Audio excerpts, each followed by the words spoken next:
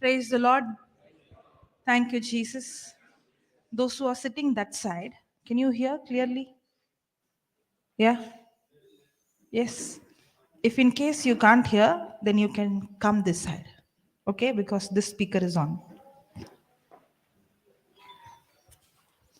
If you turn it, the frequency might. Praise the Lord. Hallelujah. Thank you, Jesus. Yeah, I think you can hear. Hallelujah. Thank you, Jesus. Praise you, Jesus. Hallelujah. Okay. Thank you, Abba Father. Thank you, Holy Spirit. Thank you, Jesus. Holy Spirit, you take complete control of this session. Lord, we want to learn. We want to understand.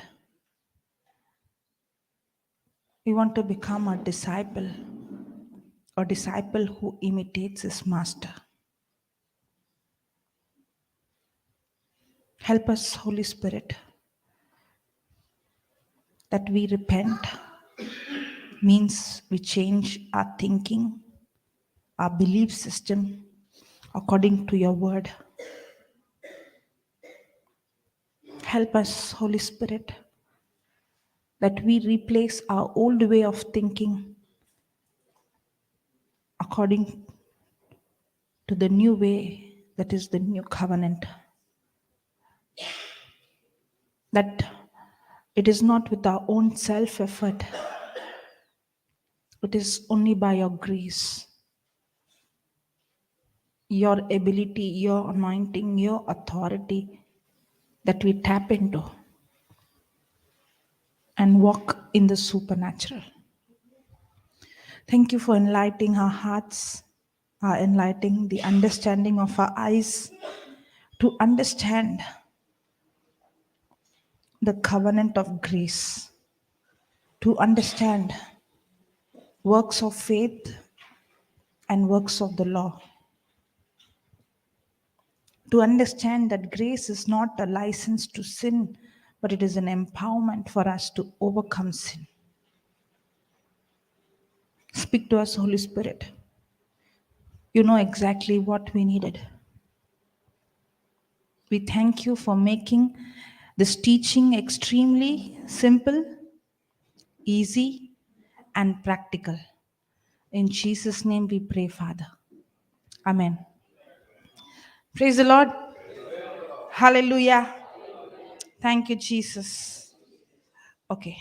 So what did we write last session? Oh, thank you.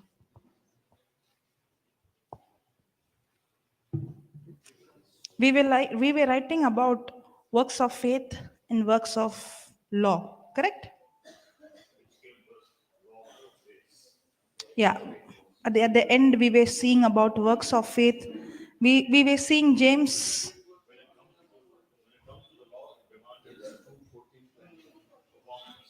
Yeah, we saw James 2:14 onwards. Correct. I will read it. It takes more than words to solve physical needs. There needs to be corresponding actions.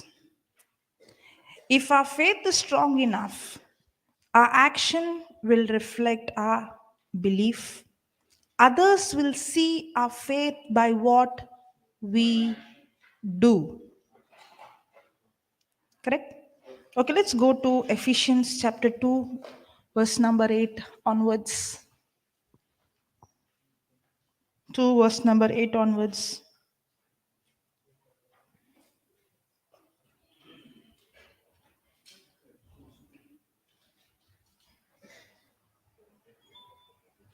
So we saw that if I say I have faith, there should be an action corresponding to what I believe. That's why if I say I have faith, then the result should be my works. Correct? If there is no works, then I'm a liar. Because the word believe is not a passive word, it is a active word. Believe means action corresponding to the message. Correct? Praise God. Dayavaram, why don't you come and sit in the front? Come, come, come, come, sit here. Okay. Now see this. Ephesians 2:8. For by grace are you saved through faith.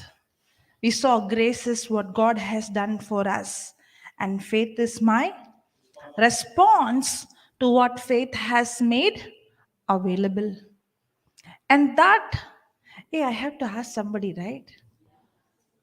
Put it off, put it off, put it off. Remove the scripture quickly. And today that person said, I will tell 8, 9, and 10. Okay, give her the mic.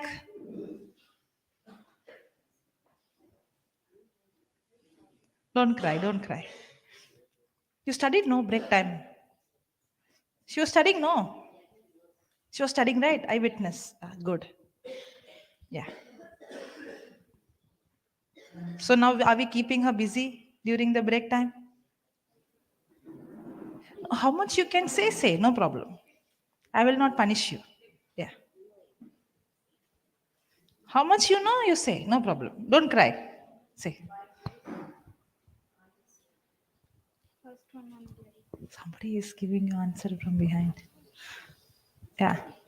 For by grace I am saved through faith, that is not yourself. It is the gift of God. Very good. Then And you did not study. I studied. Then what happened? Next session. Okay. So after this class gets over, no time for talking with anybody. Okay. Next session, 9 and 10. Okay. Okay. Don't cry. Don't cry. Are you crying? Not crying. You're strong. Okay. Good. For by grace are you saved through faith, and that not of yourselves. It is the gift of God, not of works, lest any man should boast. Not of works. So, can anybody receive salvation by works? No. Is it anything that I do that I receive salvation? No. If so, then I will be boasting, I did this, I did that. Correct? I helped the poor, I gave so much, I did so much good works, I went to church for every day, I prayed for so many hours. There is something to boast. Correct? But we are not saved by our works, but we are saved by grace through faith. That is the gift of God, not of works, lest any man should boast. Now see the 10th verse. For we are his workmanship.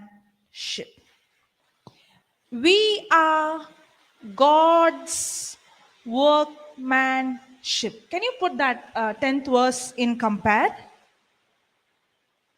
10th verse in compare. Hallelujah. For we are his workmanship,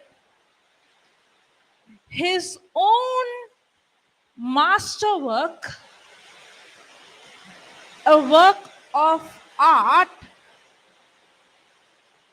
created in Christ Jesus, reborn from above, spiritually transformed, renewed, ready to be used.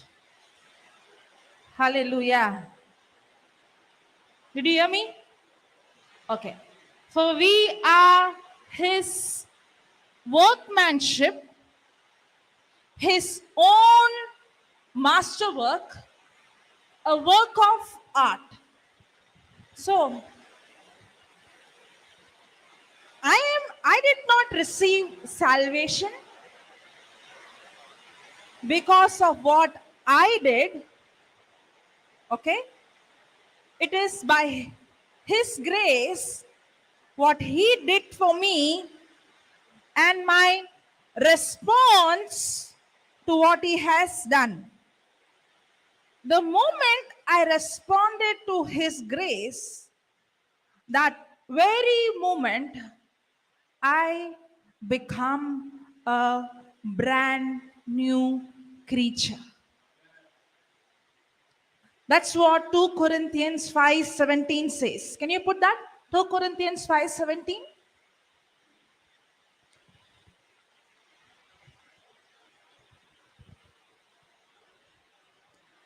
Therefore, if any man be in Christ, he is a new creature.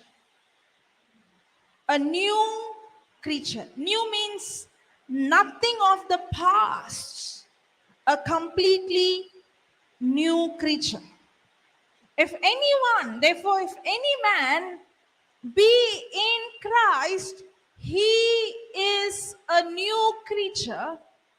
All things are passed away. Behold, all things are becoming new. Becoming new. Some things are passed away. Behold, all things or some things. All things are becoming new or has become new. So that means the day I respond to grace, that very moment I become born again, I become a brand new creature. I'm God's handiwork. I'm God's workmanship.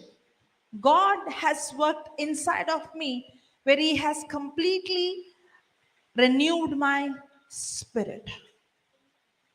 That's what 1 Peter 1:23 says. Can you put that 1 Peter 1:23?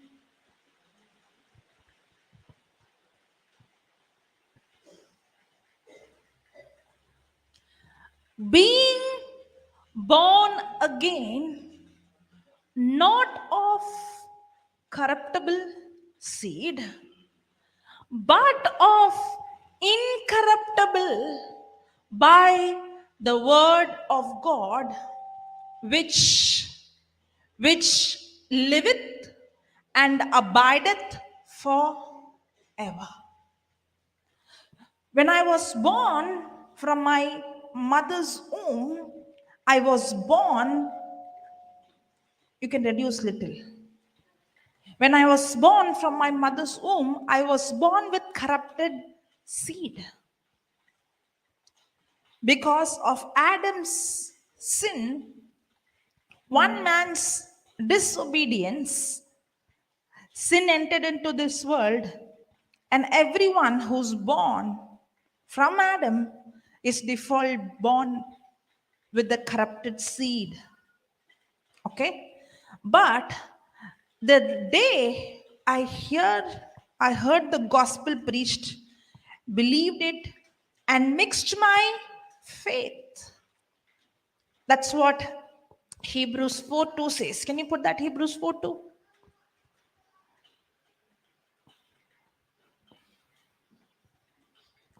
For unto us was the gospel preached as well as unto them. Them is the Israelites. No, Israelites. But the word preached did not profit them, not being mixed with faith in them that heard it. So when I hear the gospel preached, I have to mix my faith to the gospel that is preached. Correct? The gospel that was preached is the grace of God. The gospel that is preached is what God has done for me. But for me to receive what He has done, I have to mix my faith. That's what Romans 5:2 also says. We have access to grace through faith. Put that, Romans 5:2. By whom also we have access by faith into this grace wherein we stand and rejoice in hope of the glory of God. So, how do we have access to grace? By faith. So, are you seeing again and again? It's not by my works, it's not what I do, it's my response to what God has done for me. So, the moment I respond to what grace has made available to me, when I mix my faith to grace, that very moment, the biggest miracle takes place. That is, I become a brand new creature. I'm born again. And now I'm a new creature. I am not born of corrupted seed. I am born again of incorrupted seed. I am a new species which never existed before. I become an alien. I am in this world, but I am not of this world. Because I'm not born from this world, I'm born from above. And that's why Ephesians chapter 2, verse number 10 says, we are God's workmanship. We are God's handiwork. We are God's artwork. There is something that has taken place inside of you. The old corruption is instantly removed and replaced with the new nature of God. It doesn't say you are becoming new, it says you have become new. Are you understanding? That's what, see, for we are His workmanship created in Christ Jesus unto good works. Now put that 10 in, compare again, please.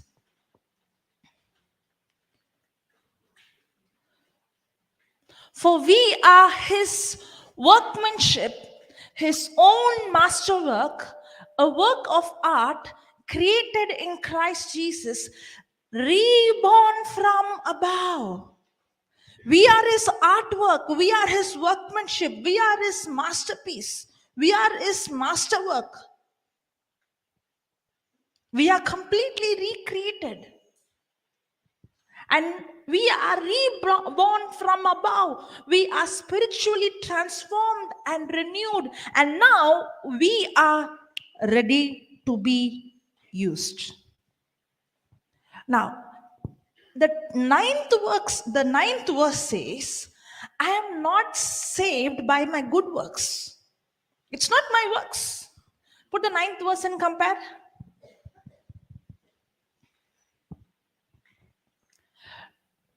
Not as a result of your works. My salvation is not a result of my work, nor your attempts to keep the law, so that no one will be able to boast or take credit in any way for his salvation. Is it clear? So, if I receive salvation, it's not by my works or it's not by me keeping the law, that no one can take credit for his or her salvation. But what is the 10th verse saying? It is the 9th verse is saying it's not by your good works, it's not by what you did. But see the 10th verse. Now put the 10th verse and compare. For we are His workmanship, His own masterwork, a work of art created in Christ Jesus, reborn from above, spiritually transformed, renewed, ready to be used for good works. I'm not saved by good works. It's not the good works that qualify me, but because I'm qualified now by faith, faith in not in me, faith in what Jesus has done, the moment I believe in what he has done, that very moment he has recreated me so that I am ready to be used for good works. Good works is the result of me being a new creature, a byproduct. It's a result. Are you understanding? That's why in James we saw faith without works is dead. If you are a new creature, if you are completely brand new and everything old has gone, you're God's workmanship, you're God's handiwork, now you are ready to be used for good works. Those good works is what is evidence that shows that you are no longer the same old person. I was not saved because of my good works, but because I'm saved by his grace, now good works is the result. Did you understand? Is it clear? So, is there good works in the new covenant? Yes. Is there works in the new covenant? Yes. But any works that I do to earn God's grace is works of law. When I'm under the works of law, I'm under curse. Any works I do to perform or to earn or make God to bless me or God to give me, then it is works of law. But any works as a result of me believing in what he has done, then it is works of faith. Hallelujah. Thank you, Jesus. Now, is it becoming clear and clear? Yes, very good. Okay, let's see the notes now. So, you wrote it, if our faith is strong enough, our action will reflect our belief. Others will see our faith by what we see. Sorry, what we do. Sorry.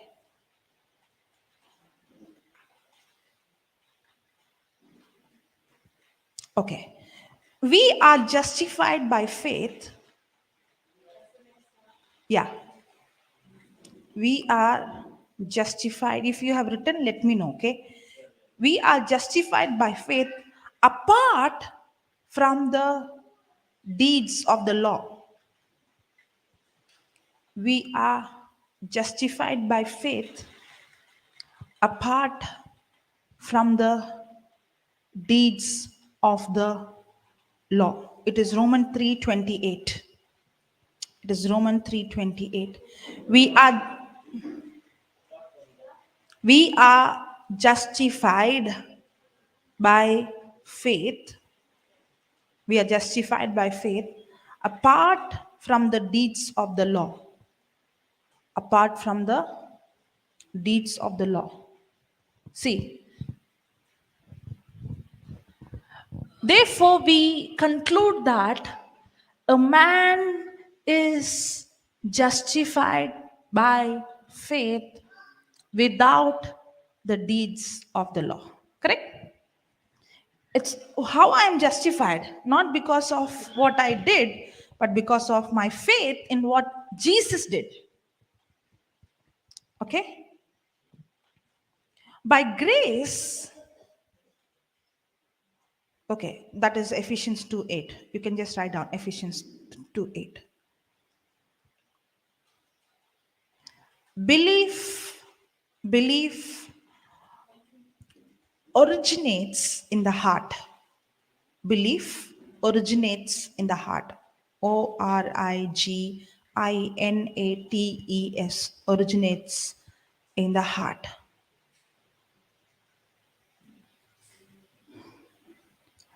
Belief originates in the heart. Therefore,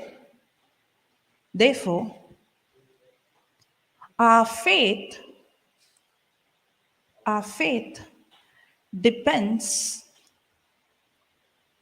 therefore, our faith depends on the state of our heart. On the state of our heart.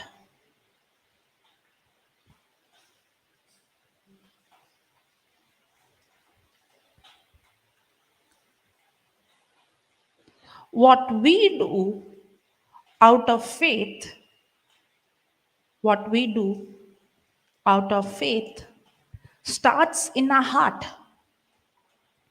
Starts in our heart.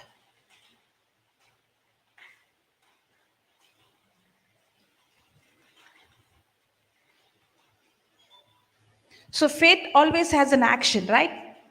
So what we do out of faith, actually it starts where? In our heart. That's why we have to guard our heart. The problem is many times we try to change our action. But right action will not change our wrong thinking. But my right thinking will always change my wrong action. The law focuses on changing my action, but grace is focusing on changing my thinking. Changing when my thinking changes, my believing changes. When my believing changes, by default, my action will change. Praise God. Understood? Okay. Now, did you write about this? About Abraham? Abraham's faith was strong enough. Yes, Abraham's faith was strong enough to influence his action, and his action completed his faith. Okay, now go to John 6:27. Interesting.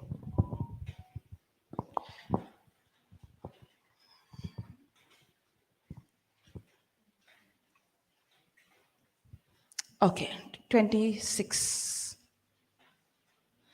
Can you see it in red color? So these are the words of Jesus.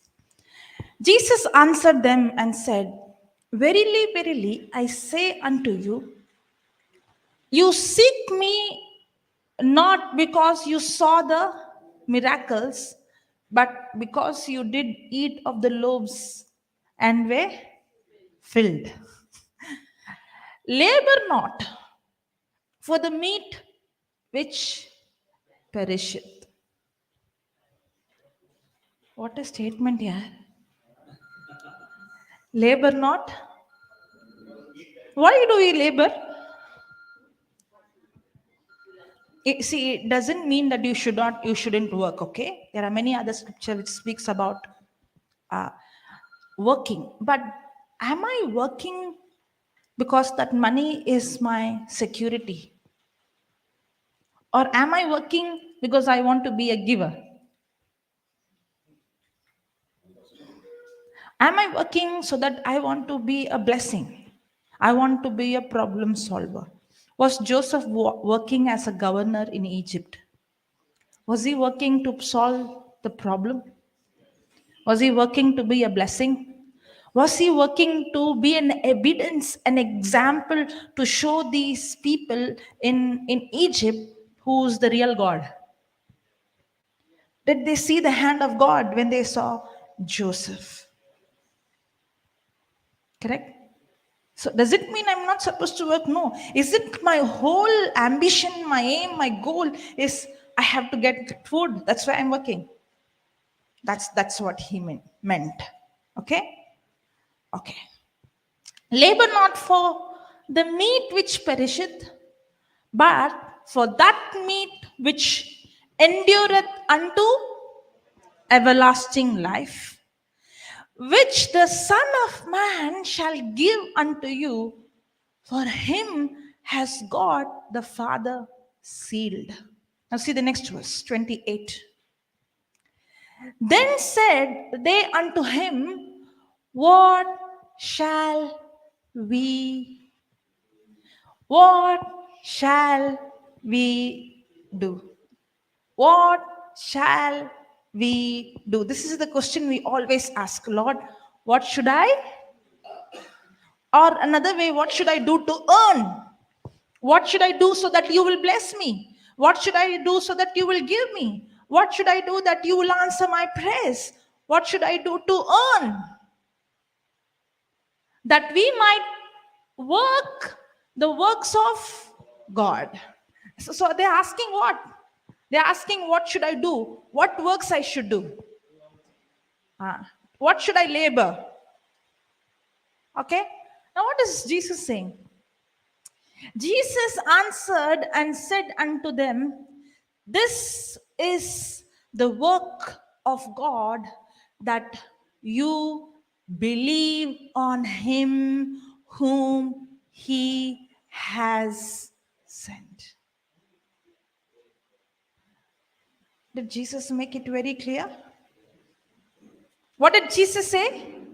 This is the work of God.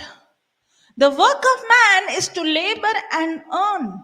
But the work of God is that you only believe on him. He has done it. You believe it.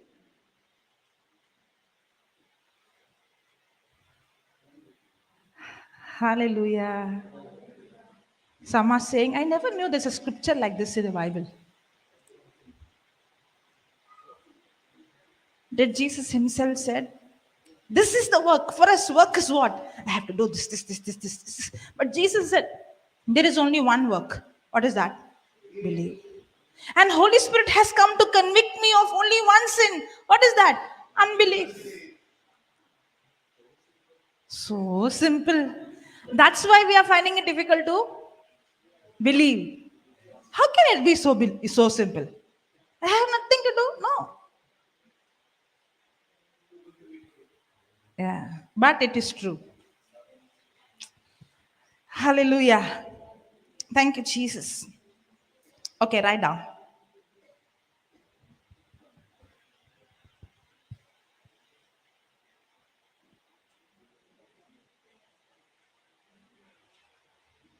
When we believe, when we believe, God gives us the desire to do his work. When we believe, God gives us the desire to do his work. When we believe, God gives us the desire to do his works. His works. So we may serve. No, sorry. When we believe, God gives us the desire to do his work, his calling on our lives, his calling on our lives, his calling on our lives is through Jesus. His calling on our lives is through Jesus.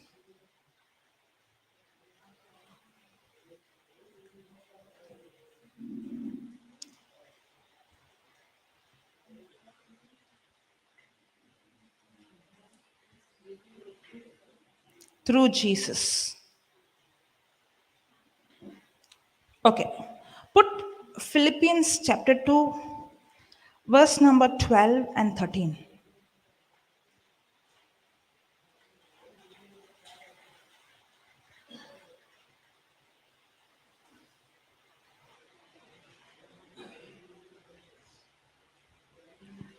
Okay. This is the question many people would ask. Common question when you preach on grace. Remember one thing, okay? God's word will never contradict itself. Okay? One side he will not say you are saved by grace and only by grace, and other side he will not say no, there is some works required. But there might be one or two scriptures that we might misunderstand or take it out of context. But when I am showing you about grace and law, did I show you one scripture or did I show you so many scriptures that speaks about God's grace, about the new covenant, again and again and again? If somebody is coming to argue, they will only pick up one scripture somewhere and they'll argue. But let me tell you, what God's give weightage and important is not given once. The Bible also says any truth needs two witnesses. Okay? Praise God. Wherefore, my beloved, as you have also obeyed,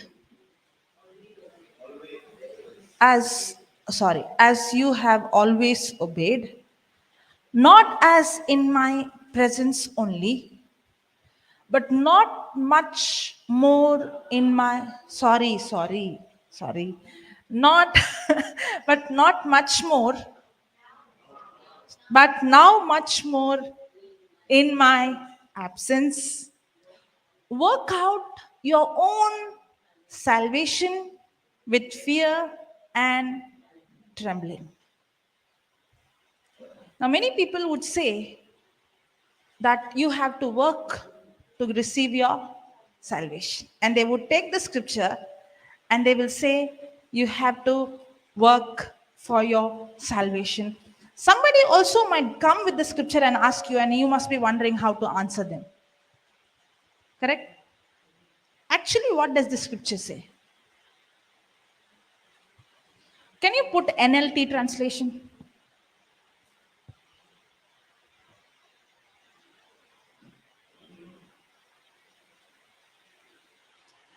Dear friends, you always followed my instructions when I was with you, and now that I am away, it is even more important. Work hard to show the results of your salvation. See, the whole meaning will change when it might sound like you have to work out for your salvation means you have to work to get salvation. No, work out means working out what you have received. And this translation makes it even more clearer. I have to work hard to show the result so that people who will see I will not be a bad example. Is it clear? Because when I say I believe, then the only evidence of my belief is my action. If I have received a salvation, if I'm God's workmanship, if I am God's handiwork, if I am born again, that means I'm created for good works. How will people know that I am a brand new creature? By the good works they see in me. So if I have received salvation, I have to work hard not to get God's favor. I have to work hard to show the results, to be an example. Did you understand now? Is this translation NLT making it more clearer? So what is Paul saying? When I was with you, now I'm not with you. So let not your lifestyle and you preaching grace both be contradicting. Correct? That's what he's saying. Dear friends, you always followed my instruction when I was with you. And now that I am away, it is even more important. Work hard to show the results of your salvation. How? Obeying God with deep reverence and fear. Now, this fear is not a tormenting fear or demonic fear. It is the reverence that you give him. It is the respect you give him. It is the honor you give him. It is the ultimate place that you give him, that you don't want to do any small error to become a wrong example.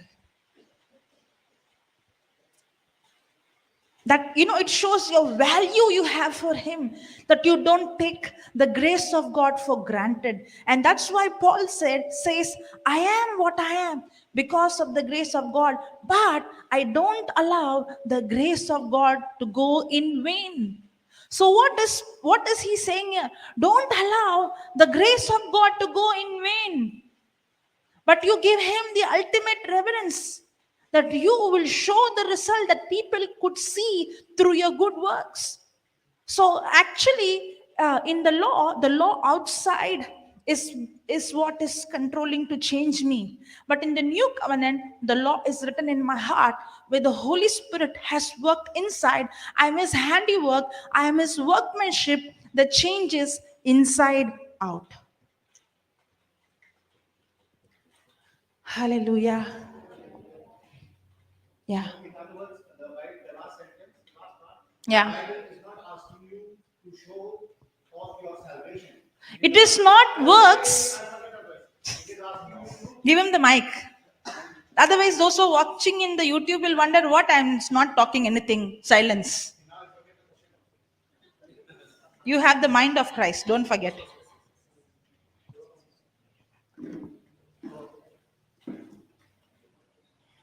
Yeah, question is gone now. Acha, so this means that it is not asking you the results of your salvation. It is not asking you to show off the salvation. It is only asking you to show off the results of your salvation. Correct. That's right. Yeah. I got it. Right. Thank you. So many people will say you have to work to get salvation. You have to keep working. Only then you can keep your salvation. But this says you already received salvation, but you have to work hard to show the result of what you already have. And that's what the next verse says. For God is working in you, giving you the desires and the power to do what pleases Him. Can I take this scripture out of context? Yeah. And can I preach law? Yeah. But the next verse says very clear. For even that result which I show is not me. It is God who is working in me. He is the one who's giving me the desire, and He is the one He is also giving me the power to do what pleases Him. There is nothing to boast of my own works.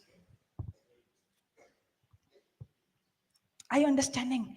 My hard work is not to perform to earn. My hard work is to believe. And the more and more I spend time in believing, it is God who gives me the desire, and it is God who gives me the power to do what He pleases. It's not my self effort.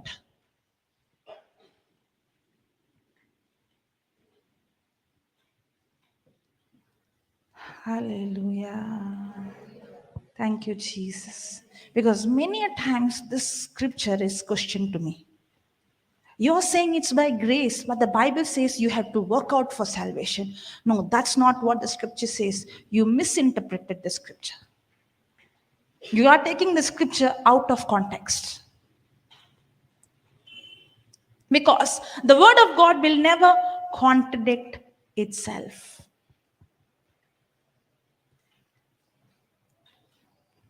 I like that. I could see if people, what is happening? Rewiring is taking place. Correct? The old thinking is replaced with new thinking. Hallelujah. That also they're not saying. Thank you, Jesus. Praise you, Jesus. Okay, write down.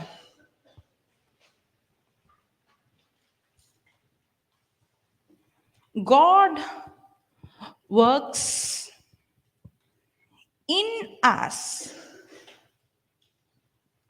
God works in us to change us from the inside out.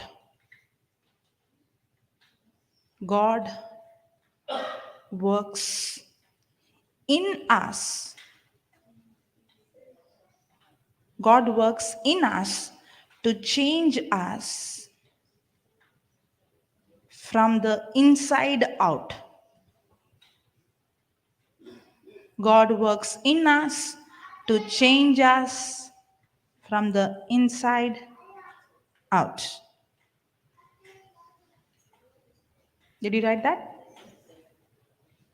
The works of God, the works of the work of God, the work of God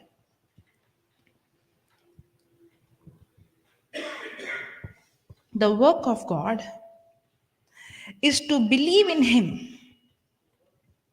The work of God is to believe in Him. The work of God is to believe in Him. We get into heaven, we get into heaven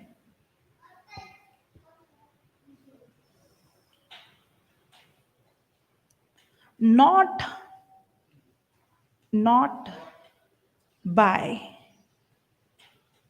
we get into heaven not by what we do. We get into heaven not by what we do, but by what we believe. We get into heaven not by what we do, but what we believe.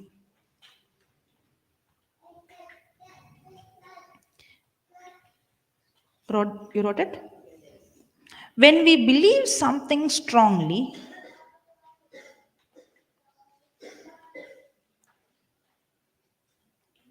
when we believe something strongly, strongly enough, when we believe something strongly enough, when we believe something strongly enough, actions are born out, actions are born out of that belief.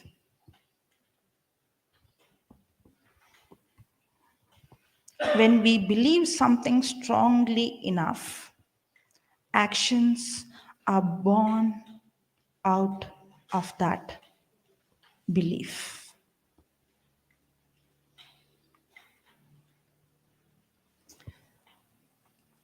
Praise God. Hallelujah. Thank you, Jesus. Praise you, Jesus. The Bible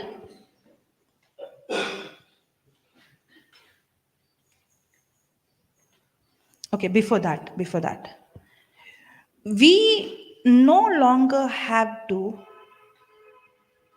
we no longer have to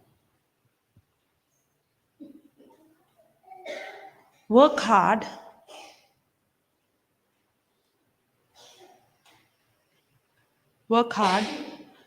to do everything perfectly.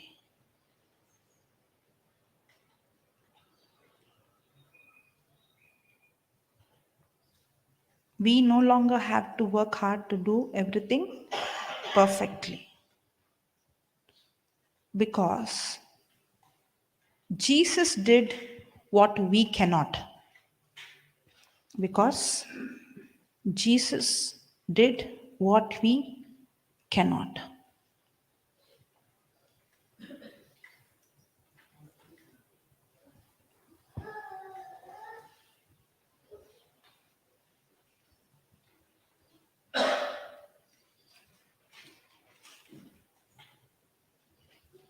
Okay.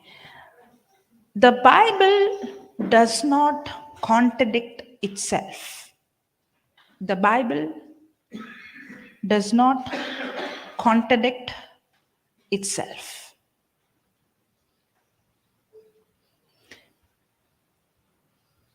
The Bible does not contradict itself. Are you sure about that by now? Yes. The Bible will never contradict itself. If it contradicts, then God will become a liar. Correct? Yes. The Bible doesn't contradict itself. We simply must know how to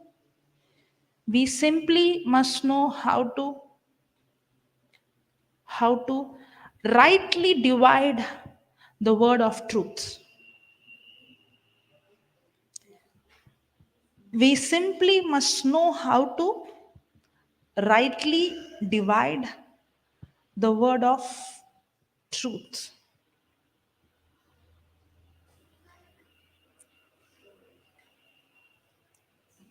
We simply must know how to rightly divide the word of truth. If we can rightly divide it,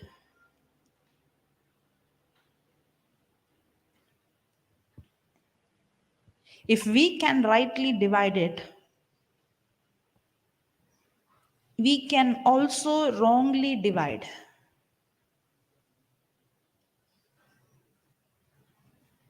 The Bible doesn't contradict itself. We simply must know how to rightly divide the word of truth. If we can rightly divide it, we can also wrongly divide it. If we can rightly divide it, we can also wrongly divide it.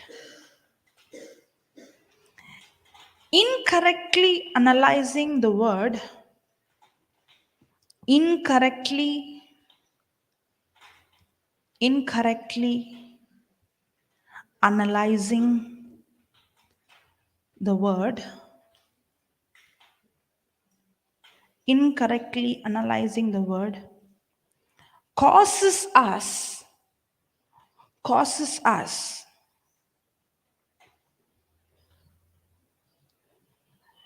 incorrectly analyzing the word causes us to work hard, to work hard, doing empty works. Incorrectly analyzing the word causes us to work hard, doing empty works or dead works. Correct?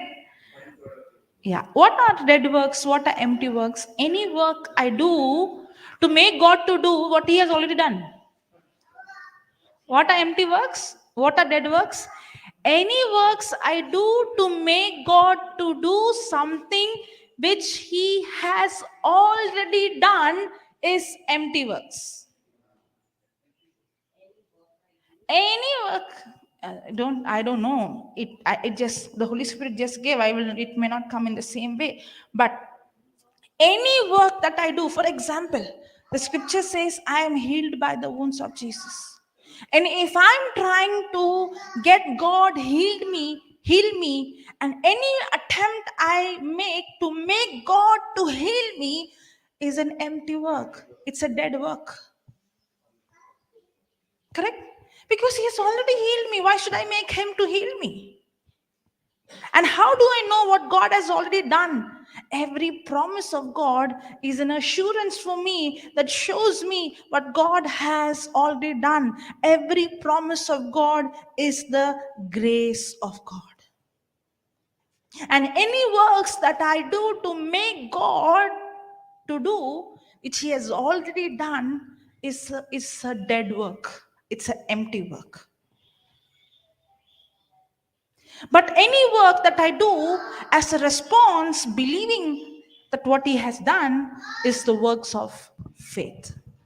So, what happens when I rightly divide the word of God? I am not under works of law, I am under works of faith. But when I rightly divide, when I wrongly divide, then I will be working hard with empty works. We saw that scripture, right? Timothy 2 Timothy 2:15. 2 Timothy 2:15. Put in compare.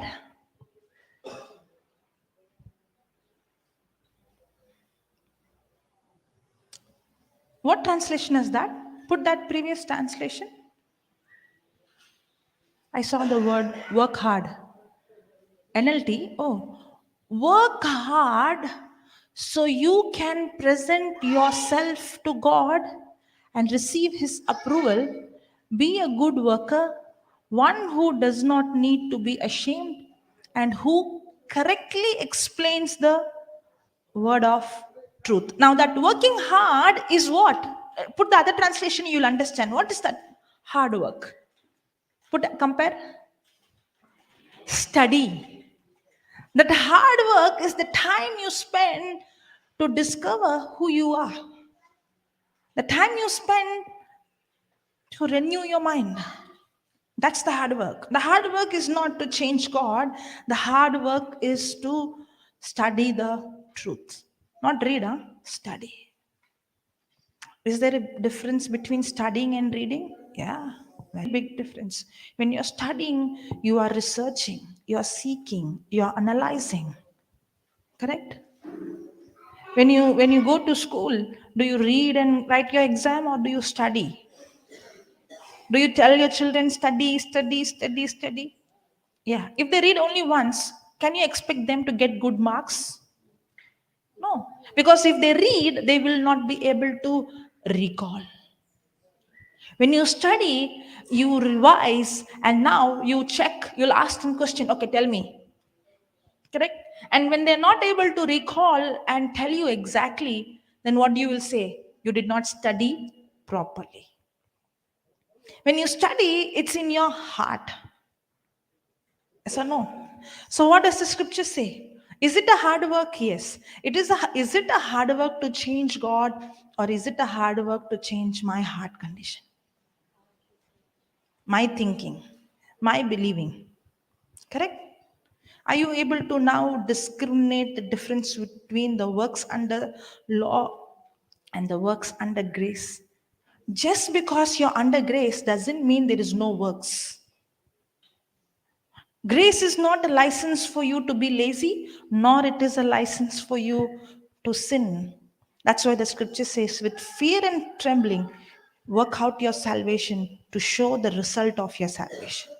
That you will never be a wrong example to anyone. It's not because God will not accept you, but people will not see. Correct? Yes or no? Yes. Study and do your best to present yourself to God approved, a workman tested by trial who has no reason to be ashamed, accurately handling and skillfully teaching the word of truth. There is a scripture which says, right, correctly dividing. I think it is AMPC. AMPC. Yeah. Study and be eager and do your utmost to present yourselves to God approved, tested by trial, a workman who has no cause to be ashamed, correctly analyzing and accurately dividing, rightly handling, and skillfully teaching the word of truth. So, if I don't divide the word rightly and analyze the word correctly, then I end up with empty works, dead works. Any work that I do without God, with my own self effort to earn God's favor, is dead works. Hallelujah. Thank you, Jesus. Praise you, Jesus. Yeah. Just recalling one incident where Jesus is passing, and there's one, I think, blind man is saying, Lord, Lord, have mercy on me. And I think the Son of same, David, have yes, mercy on yeah. me. So now same prayer also we sometimes have that, Lord, have mercy on me. So how Okay, far what is is the it? meaning of the word mercy?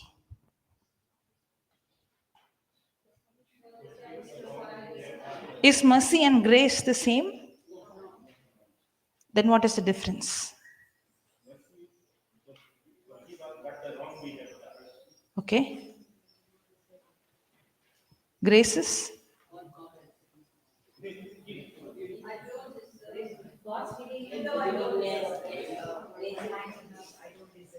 Now, if God would have shown us Only mercy. But if He would have not given us grace, first understand, mercy is God not giving me what I deserve. You and I deserve what? Punishment. Correct? So God is canceling my punishment. How is He canceling it? If He is going to cancel it, then somebody has to pay the price. So when God is saying, I have mercy, there is a huge price that He has to pay. It's not cheap. He cannot just say, oh, I am merciful. No. I am merciful. At the same time, God is just. That's why cross is the place where the justice of God and the mercy of God meets. The justice of God is sin has to be punished. The mercy of God is He wants to cancel your punishment. So, as a just God, He puts the punishment on His only Son. As a merciful God, He cancels it for me by taking it on Himself. That is mercy. So, is this mercy for everyone? Yeah. But will this mercy manifest in everybody's life? No. Is God waiting for me to show mercy, or His mercy is already displayed on the cross? So, how do I receive it? By faith.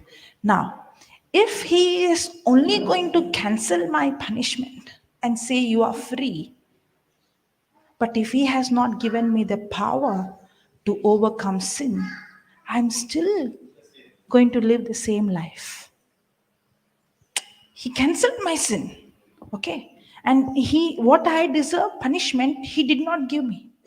He set me free. He opened me from the prison. But then, when I go out, I'm going to live the same life because there is sin in me. So He is not just stopping with mercy. Now He is giving me grace. He empowers me. He equips me to overcome the old sin which I was addicted to. Mercy is God not giving me what I deserve. Grace is God giving me what I don't deserve. I'll say that again. Mercy is God not giving me what I deserve. Grace is God giving me what I don't deserve. He's not just showing mercy. If He would have only shown mercy, my life would be still miserable.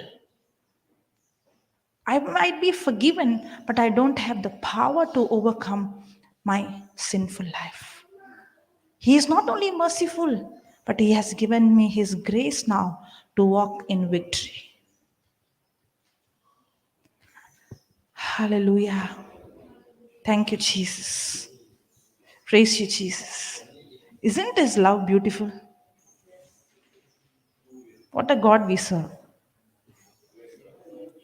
Can you see how He has made it so very simple and so very easy? Okay, you're asking the definition. I'll repeat again. Mercy is, write down, mercy is God not giving me, mercy is God not giving me what I deserve. That is, mercy is God not giving me what I deserve. That is canceling my punishment. Canceling my punishment by paying the price for me on the cross. Mercy is God not giving me what I deserve. That is canceling my punishment by paying the price on the cross.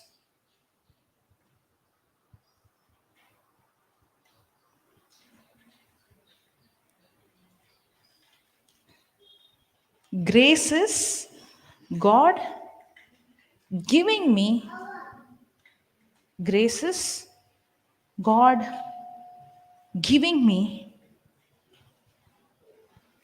what I don't deserve.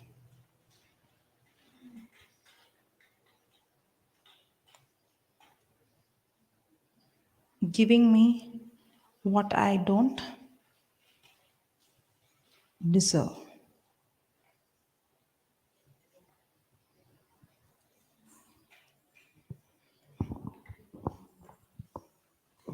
Hallelujah. Thank you, Jesus. Praise you, Jesus. Did you understand? Now, did you understand the difference between the works of faith and the works of law? Works of faith and works of law. Under the old covenant, it is the works of law. I have to keep the law, only then I will be blessed. Even if I miss at one point, I am under curse. Under grace, it's not my works that qualify me. It is by grace through faith I receive salvation.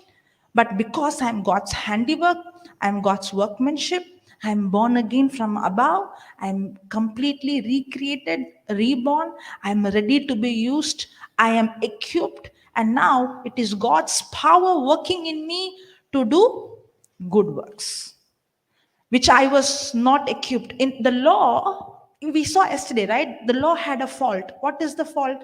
The law showed me I'm a sinner, but the law did not give me the power to overcome sin.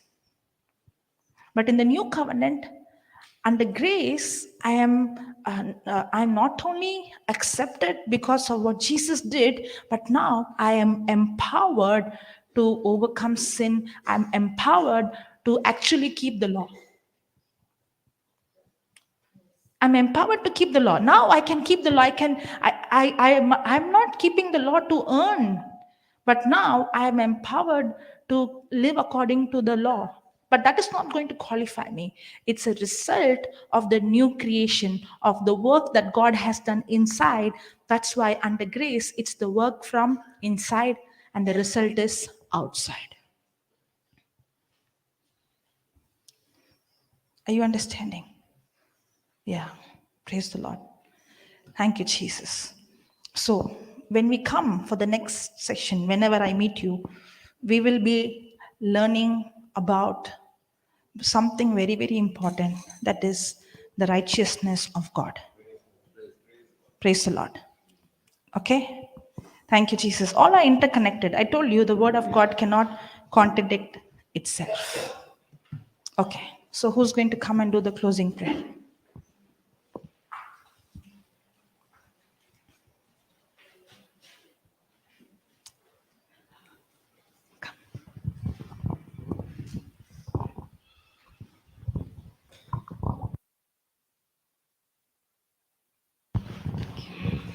Thank you, Jesus. Thank you, Father. Thank you, Holy Spirit.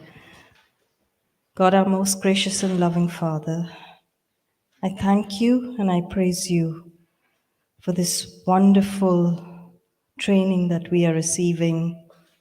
Every day has been so precious as you unravel the truth to us through all the teachings. We are here, Lord, not because of our own choice, but your word says, you did not choose me, I chose you. So help us never to forget that we are here for a purpose, that all we are learning here is going to enable us to use it when we leave this place. Thank you, Lord, for teaching us about faith and how to increase it. Thank you for teaching us about all the strongholds that we have built over the years and how to create new ones. Thank you for teaching us about law and grace that you have made available to us through the new covenant. Thank you, Lord, for the signs and wonders that we have been experiencing over the past month, which is so encouraging, knowing that your word is truth. There is power in your word.